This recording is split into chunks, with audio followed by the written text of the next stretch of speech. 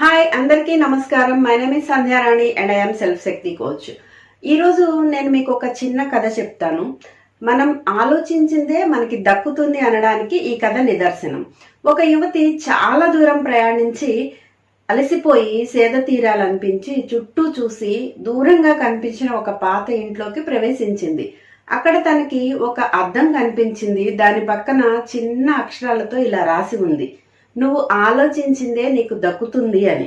దాన్ని పరీక్షిద్దాం అనిపించిన ఆ యువతి ఇలా అనుకుంది, నాకు అలసిపోయి బాగా ఆకలిగా ఉంది, చక్కటి భోజనం చల్లటి నీళ్లు కావాలి అని అనుకుంది. అనుకున్నదే తన ముందు భోజనం ప్రత్యక్షమైంది. చక్కగా భోంచేసిన ఆ యువతి ఇలా అనుకుంది, ఆహా, ఇంత చక్కటి భోజనం చేసిన తర్వాత ఒక మెత్తటి పరుపు మీద విశ్రాంతి తీసుకుంటే అలసట మొత్తం తీరిపోతుంది అనుకుంది. వెంటనే తన ముందు ఒక పరుపు ప్రత్యక్షమైంది.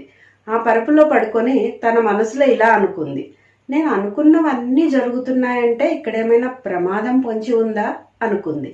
అనుకున్న వెంటనే తన ముందు పెద్ద తాచుపాము పడగ విప్పి కనిపించింది.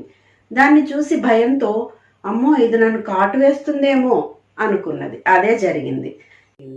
మనలోనూ ఒక మిర్రర్ ఉంటుంది. ఈ మ్యాజిక్ మిర్రర్లో మనం ఏదైతే చూస్తామో మనకు అదే చూపిస్తుంది. మనం విశ్వసిస్తే ఆశలు నిజమవుతాయి, మనం అనుమానిస్తే మన భయాలు నిజమవుతాయి. మనలో ఉన్న సెల్ఫ్ శక్తి మిర్రర్లో ఎప్పుడు మనం నమ్మకంతో విశ్వాసంతో చూస్తే అది మనకు మన బలాన్ని చూపిస్తుంది. ఇప్పుడు చెప్పండి, మీలో ఉన్న మిర్రర్లో మీరు ఏం చూస్తున్నారు? నమ్మకాన్నా, భయాన్నా? కమెంట్ బాక్స్లో కమెంట్ చేయండి.